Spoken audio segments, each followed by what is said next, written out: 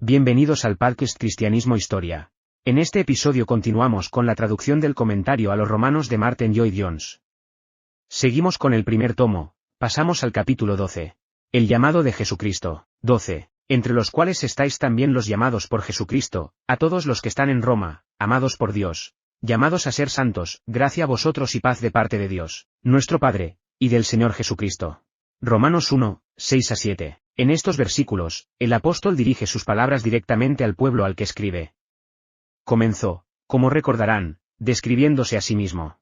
Tenía que hacerlo, tenía que dar alguna razón y explicación de por qué les estaba escribiendo. Y lo hace diciendo que es un siervo de Jesucristo, un apóstol llamado, uno que ha sido separado para el Evangelio de Dios.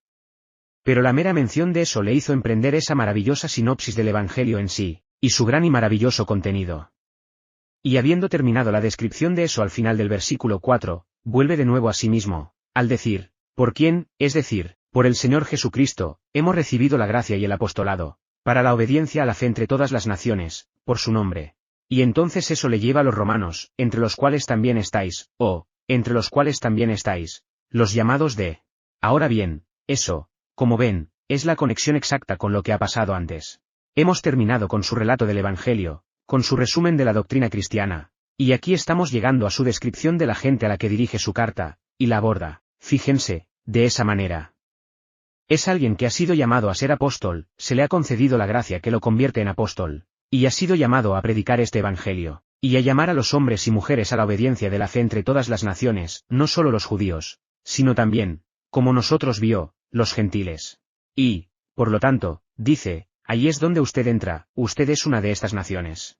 Sin duda, en este punto estaba pensando en particular en los gentiles, porque, como ya hemos visto, la iglesia de Roma, aunque contenía un número de judíos, obviamente era esencialmente una iglesia gentil, porque Roma, después de todo, era la gran metrópoli del Imperio Romano, y el centro de todos los pueblos gentiles.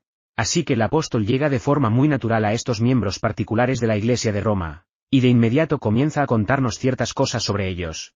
En estos dos versículos tenemos, en primer lugar, una descripción del pueblo cristiano, y en segundo lugar tenemos al apóstol expresando sus deseos y sus anhelos con ellos.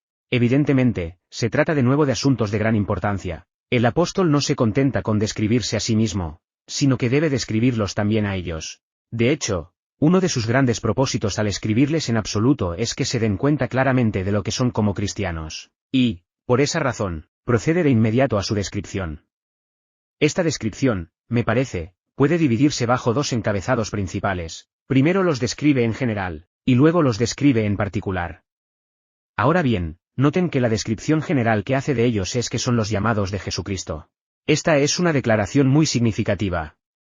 La versión estándar revisada, creo, lo traduce correctamente, al menos nos da el significado correcto en este punto, cuando lo pone así a pertenecer a Jesucristo. Los llamados de Jesucristo, el genitivo llamados a ser el pueblo de Jesucristo, si se quiere. Hay quienes piensan que el de significa por, y que esto significa que son llamados por Jesucristo. Ahora bien, este punto no es muy importante, pero me parece que no es correcto, porque en todas partes de la Escritura el llamado de los cristianos se atribuye a Dios Padre. Es Dios quien nos llama por su gracia. Tomemos la forma, por ejemplo, en que este mismo apóstol lo expresa al escribir a los Efesios en el segundo capítulo. Los describe como si hubieran estado muertos en delitos y pecados, y continúa diciendo que eran hijos de la ira como los demás. Pero Dios, que es rico en misericordia, por su gran amor con que nos amó, aun cuando estábamos muertos en pecados, nos dio vida junto con Cristo. Es Dios quien lo ha hecho y ese es prácticamente el uso universal en la Escritura. Es Dios Padre que llama. Nos llama a través de Cristo, nos llama a Cristo. Como nuestro Señor mismo dice, recuerdan, en Juan 17, 6. Los cristianos son aquellos que le han sido dados por el Padre, los hombres que me diste, dice. Y de nuevo en Juan 6:44, nuestro Señor dice, nadie puede venir a mí si el Padre no lo atrae. Esa es exactamente la misma idea. A Cristo, pero somos atraídos, somos llamados, por el Padre. Sin embargo, lo importante aquí es darse cuenta de que somos los llamados de Jesucristo. Un cristiano es alguien que pertenece a Jesucristo, ha sido llamado a Él, ha sido colocado en Él. Aquí hay otra gran frase del Nuevo Testamento, en Cristo, eso es lo que el apóstol está diciendo realmente. Estamos llamados a estar, en Cristo, a pertenecer a Él. Ahora bien, esto, repito, es una descripción general de nosotros como cristianos. Los cristianos son personas que pertenecen al reino y a la esfera del Señor Jesucristo. El propio término, cristiano, por supuesto, en sí mismo, sugiere eso de inmediato. Eso es lo que nos diferencia, eso es lo que nos separa de todos los demás. Estamos, en Cristo, estamos en su reino, estamos en Él como miembros de su cuerpo, estamos unidos a Él. Hay una relación mística entre nosotros, el llamado de Jesucristo. Ahí está, pues, la descripción general que el apóstol hace aquí de estos cristianos que están en Roma. Pero ahora eso nos lleva a los detalles que nos da en el 7º versículo.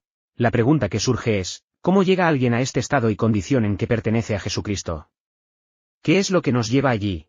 El apóstol, afortunadamente, nos da la respuesta a la pregunta, y observen que se toma la molestia de entrar en detalles, a todos los que están en Roma, y sin embargo no está escribiendo a cada uno de los ciudadanos de Roma.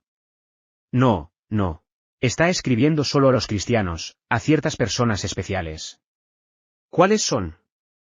Bueno, aquí están, los amados de Dios, son llamados y son santos. Las palabras ser son añadidas por los traductores, no están en el original que dice, llamados santos. Observe que tenemos lo mismo en el primer versículo, Pablo, siervo de Jesucristo, llamado a ser apóstol. Señalamos que no es, llamado a ser apóstol, sino, llamado apóstol, y aquí es exactamente lo mismo. Amados de Dios Padre, llamados santos. Medida que vayamos viendo estos tres términos me parece muy importante que observemos el orden en que el apóstol los pone, porque encontrarán que es el orden exacto que se utiliza en todas partes en las Escrituras. Aquí está, escribiendo a un número de personas, probablemente no eran un gran número en esa ciudad de Roma. Son los cristianos, son las personas que están en Cristo. ¿Cómo han llegado allí? ¿Qué les ha? Bien, dice, lo primero es esto, tú eres el amado de Dios. Míralo de esta manera, si quieres, intenta pensar en Roma, esa gran ciudad imperial. No hace falta mucha imaginación para saber el tipo de vida que llevaba la mayoría del pueblo. Se nos da una descripción de ella en la segunda mitad de este mismo capítulo que estamos considerando. Era una ciudad llena de horribles pecados y terrible libertinaje, y sin embargo, en esa ciudad, hay grupos de personas que se reúnen en las casas de los demás, en las casas de personas como Priscila y Aquila. Existen estos pequeños grupos de personas cristianas, destacando en esta gran sociedad pagana. ¿Qué los ha llevado allí? Son absolutamente diferentes de todos los demás. Ya no son culpables de estos horribles pecados, están viviendo un tipo de vida totalmente diferente. ¿Qué los ha llevado a esto? El apóstol solo tiene una respuesta que dar, y es, el amor de Dios. El amor de Dios, por eso son lo que son. Observen que pone esto en primer lugar, no conduce a ello. No dice que son los amados de Dios porque sean personas tan buenas, o porque siempre hayan vivido una buena vida, o por algo maravilloso que hayan hecho. En absoluto. Están donde están en Cristo debido, en primer lugar, al amor de. Esto, vuelvo a decir, es bastante fundamental desde el punto de vista de la doctrina cristiana. Ya me he referido al segundo capítulo de la epístola a los Efesios, -1 debo hacerlo de nuevo. Allí estaban, muertos en delitos y pecados, caminando, según la corriente de este mundo, conforme al príncipe de la potestad del aire, el espíritu que ahora obra en los hijos de la desobediencia, entre los cuales también todos tuvimos nuestra conducta en tiempos pasados en los deseos de nuestra carne, satisfaciendo los deseos de la carne y de la mente, y éramos por naturaleza hijos de la ira, lo mismo que los demás. ¿Por qué no estamos todavía allí? Solo hay una respuesta, pero Dios. Pero Dios, que es rico en misericordia, por su gran amor con que nos amó, aun cuando estábamos muertos en pecados, nos dio vida junto con Cristo. Ahora bien, fíjese que así es como lo pone en todas partes. Lo que nos saca del mundo, y del dominio del diablo, es siempre el amor de Dios. Eso es lo primero. No nos convertimos en los amados de Dios por algo que hagamos. Somos lo que somos porque Él nos amó primero. Es su amor el que inicia el movimiento que nos saca de esa terrible situación y predicamento en el que todos estamos como resultado del pecado. Ahora bien, esto es algo estupendo.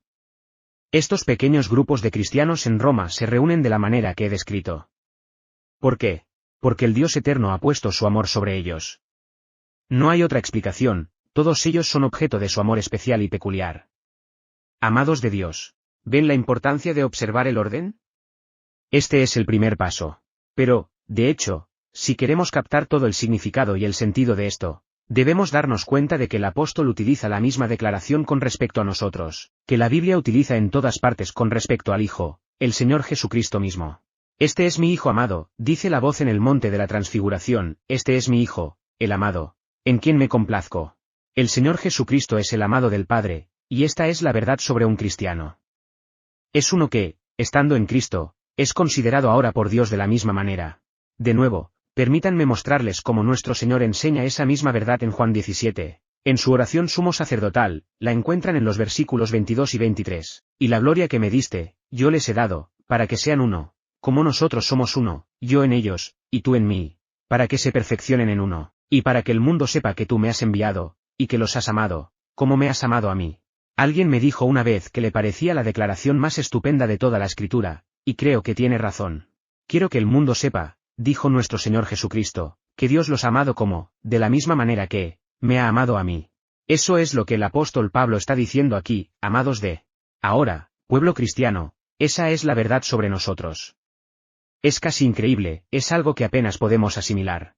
Es casi imposible creerlo, y sin embargo, tan ciertamente como que estamos vivos en este momento, somos cristianos por una sola razón, y es que Dios ha puesto su amor sobre nosotros. Eso es lo que nos saca del mundo y del dominio de Satanás. Pero Dios, por su gran amor con que nos amó, no hay otra explicación. Y por eso no es de extrañar que el apóstol recuerde aquí a estos cristianos esta maravilla. El mundo los odiaba, los perseguía. Podían ser arrestados en cualquier momento, a capricho de cualquier tirano cruel que resultara ser el emperador, y podían ser condenados a muerte y arrojados a los leones en la arena. A menudo eran odiados por todos los hombres, así que Pablo está ansioso porque se den cuenta de esto, de que son los amados de Dios, que están en Cristo y que Dios los ama de la misma manera que ama a Cristo. Amados de Dios, seguidamente todos debemos estar de acuerdo en que la principal dificultad de nosotros, como pueblo cristiano, es que no comprendemos estos términos. No los asimilamos. No los entendemos. ¿Ven la importancia de demorarse con estas introducciones? No se precipite a los capítulos 6, 7 y 8, diciendo, quiero saber sobre la doctrina de la santificación. Mi querido amigo, si solo se diera cuenta, como debería, de que usted es amado por Dios como Él amó a su propio Hijo, aprendería lo más importante con respecto a su santificación sin ir más lejos. Esa es la primera verdad, el amado de. Eso, entonces, nos lleva a lo segundo, y hay una secuencia lógica muy definida en estos asuntos. Dios mira a toda la humanidad. Él pone su afecto en estas personas. ¿Qué ocurre entonces?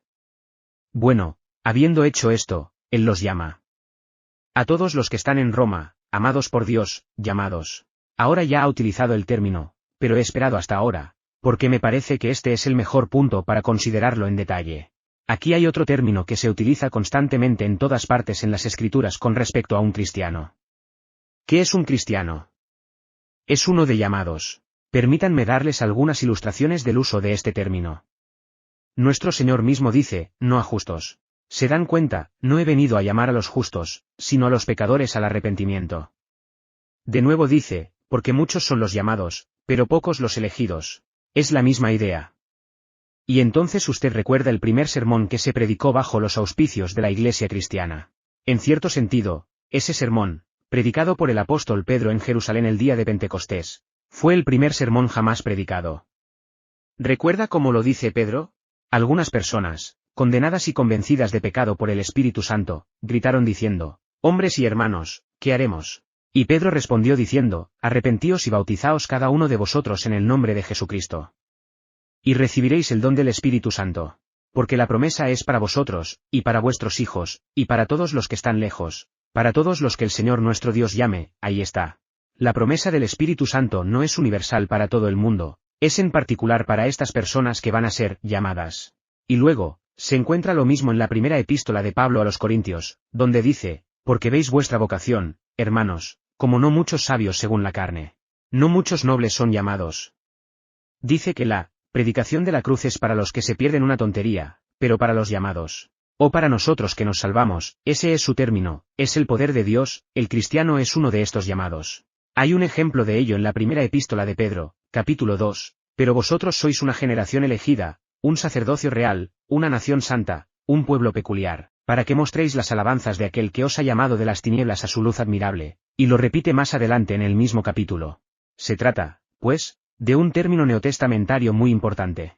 Pablo dice de sí mismo que es un siervo de Jesucristo, un apóstol llamado, y los cristianos son llamados de la misma manera. No para ser apóstoles, por supuesto, sino llamados a ser cristianos. ¿Qué significa entonces esto?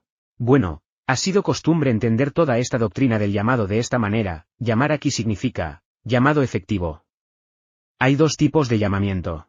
Cada vez que se predica el Evangelio, se hace el llamado. Dios manda a todos los hombres en todas partes a arrepentirse. Hay un llamado a todos los hombres, cuando se predica el Evangelio, para que se arrepientan y crean en el Evangelio. Ese es un llamado general, un llamado universal.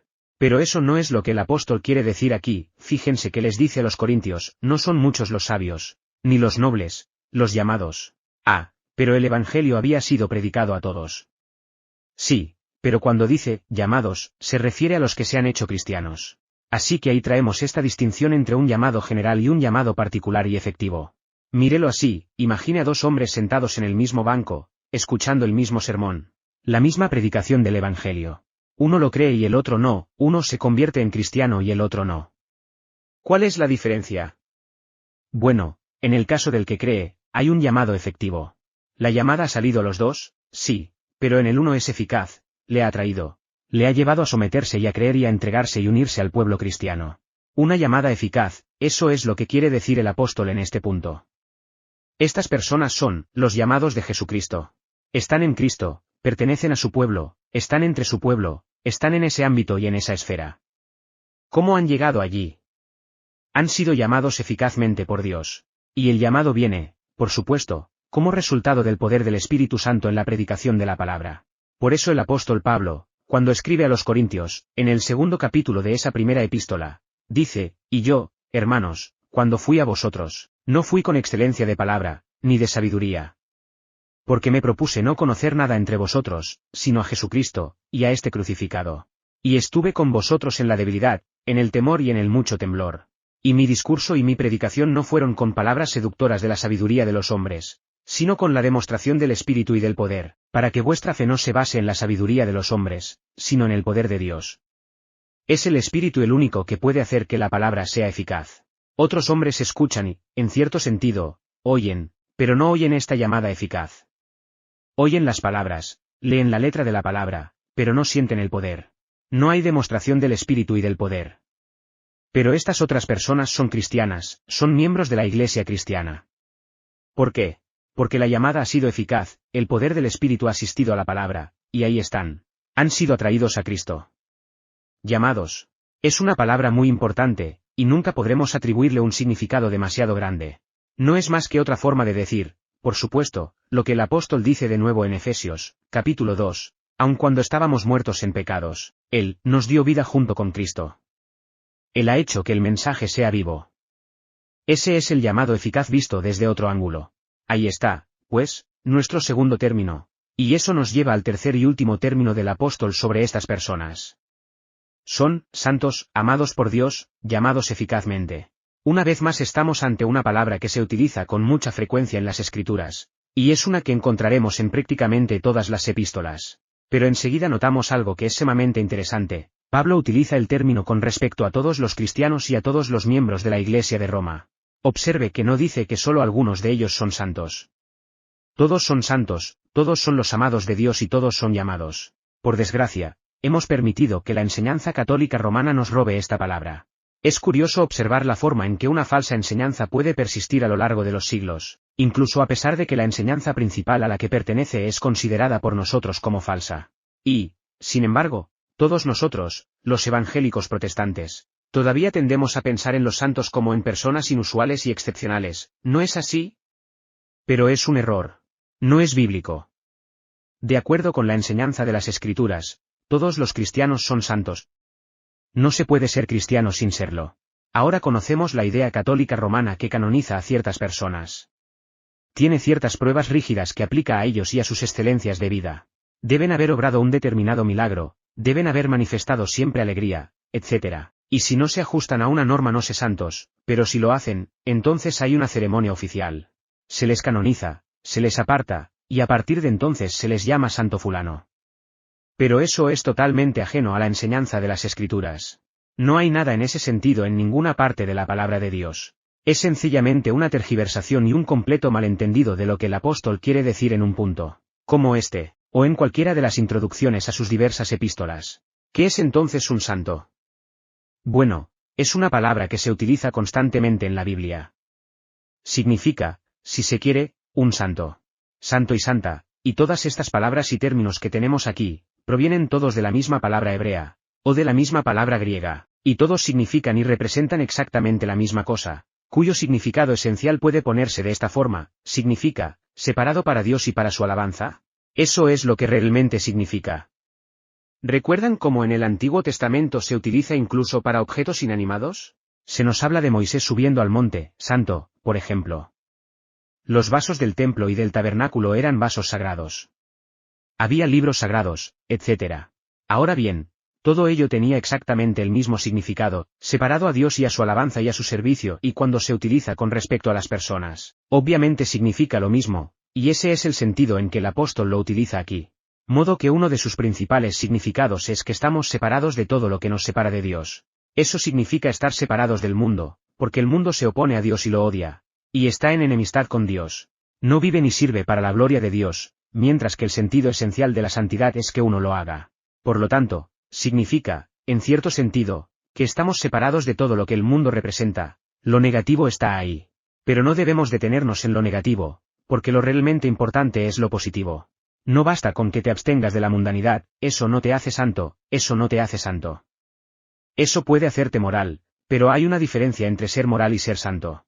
Y de nuevo, notamos la tendencia obvia a confundir esos dos términos, pero es vital que no lo hagamos. La diferencia entre un cristiano y un hombre que está fuera de Cristo y de la Iglesia es que este último puede ser un hombre bueno y moral, pero no es un hombre santo, no es un santo. Que nos hace santos es que estamos separados de Dios, no solo del mundo, sino a Dios en particular, y que nos preocupamos por la gloria de Dios, y que nos entregamos al servicio de Dios. Ahora bien, esto es algo, según las Escrituras, que es cierto para todos los cristianos. Usted no puede ser un cristiano en absoluto a menos que esto sea cierto en usted. Y por lo tanto, usted encuentra que el apóstol, al describir a los miembros de la iglesia en Corinto, da una descripción horrible de lo que una vez fueron, en la primera epístola, el 6º capítulo, versículos 9, 10 y n. Entonces, después de haberlos descrito, él dice, pero ustedes son lavados, pero ustedes son santificados, pero ustedes son justificados. Noten que pone, santificados, antes de, justificados. ¿Por qué? Bueno, significa separación del mundo para Dios, que somos santos, en otras palabras, y por lo tanto es importante que lo veamos de esta manera. Cada cristiano es un santo en este sentido, que objetivamente, en Cristo, ha sido apartado por Dios para Dios. Puede llevar una vida indigna, puede caer en el pecado, puede ser un bebé en Cristo, puede ser muy ignorante, sin embargo, es un santo. Ya no pertenece al mundo, ya no pertenece a ese reino. A causa de su nueva naturaleza, a causa de esta llamada eficaz, se encuentra en una posición diferente. Ha sido apartado para Dios, y obviamente no se puede ser cristiano en absoluto sin eso. No se puede ser cristiano y seguir perteneciendo al mundo, o pertenecer al reino de Satanás. Ser cristiano significa que hemos sido puestos en este nuevo reino, sacados del reino de las tinieblas y trasladados al reino del querido Hijo de Dios. Un santo en ese. Pero, por supuesto, no se queda en eso. Es algo que Dios me hace.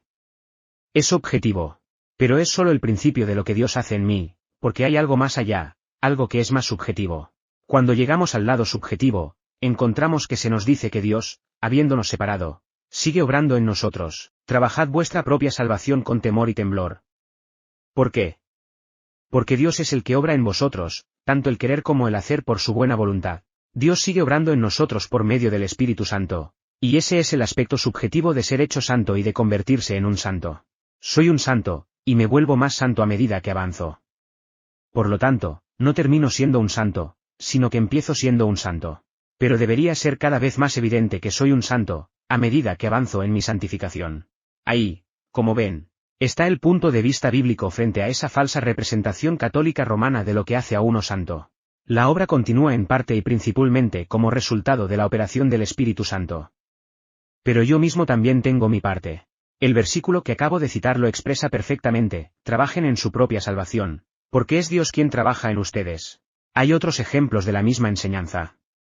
Fíjese en cómo lo expresa Pedro: queridos hermanos, dice, como extranjeros y peregrinos, ya no pertenecéis a este mundo, sois extranjeros en él porque sois cristianos, queridos hermanos. Como extranjeros y peregrinos, ya no sois de él, sois personas extrañas, personas peculiares, sois objetos peculiares del afecto de Dios. Sois extraños, peregrinos, viajando por este mundo, no estableciéndoos en él, solo pasando por él. Queridos hermanos, como extranjeros y peregrinos, absteneos de los deseos carnales que combaten el alma. En otras palabras, todo esto lo hacéis porque sois extranjeros y peregrinos, porque Dios os ha llamado de las tinieblas a su maravillosa luz. ¿Y por qué lo ha hecho?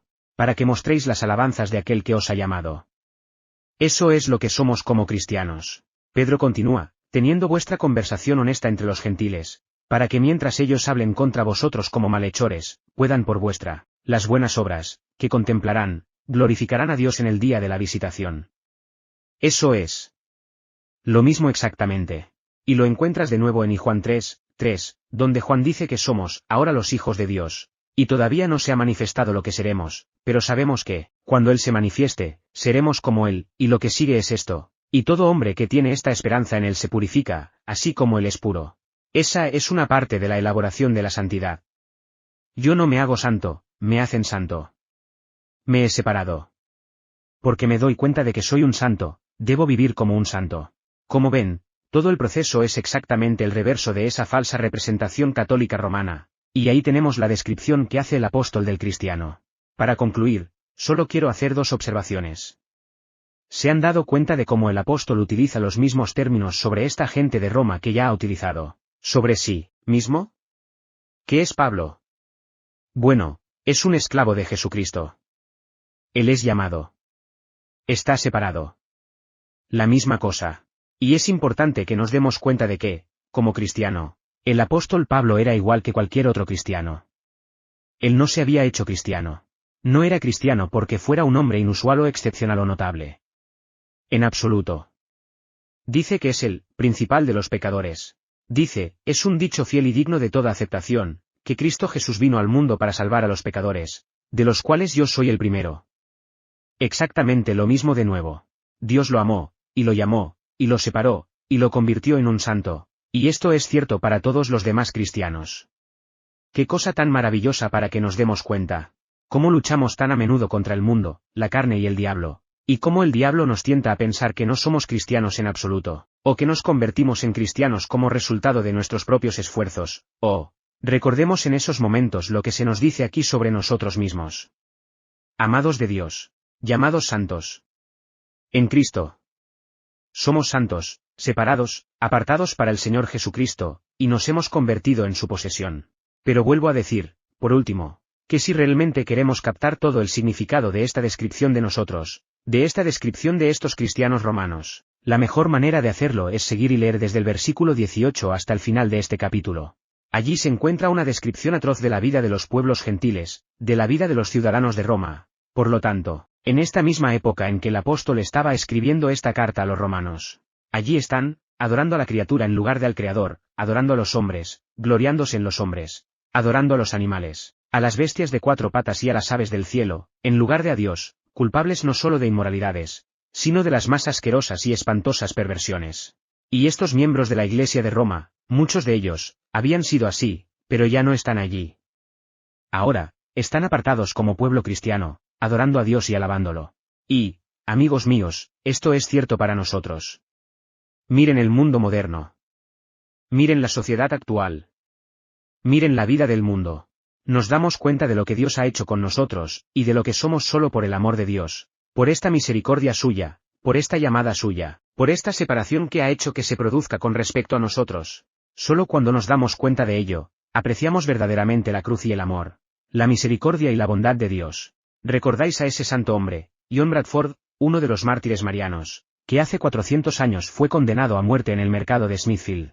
¿Recordáis cómo lo puso cuando iba caminando con un amigo y vio que llevaban a un pobre hombre para matarlo por algún crimen que había cometido?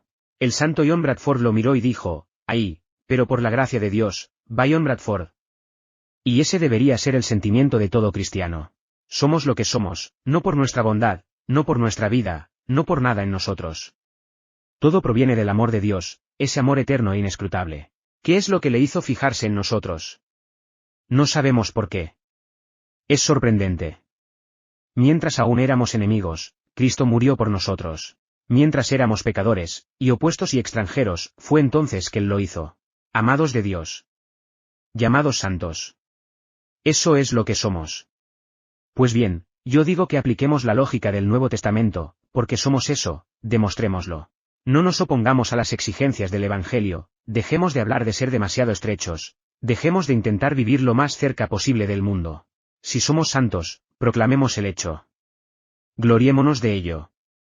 Que sea evidente para todos. Queridos hermanos, os ruego que, como extranjeros y peregrinos, os abstengáis de los deseos carnales, que atentan contra el alma, teniendo una conducta honesta entre los gentiles, para que, aunque hablen de vosotros como malhechores, por vuestras buenas obras, que han de contemplar, glorifiquen a Dios en el día de la visitación.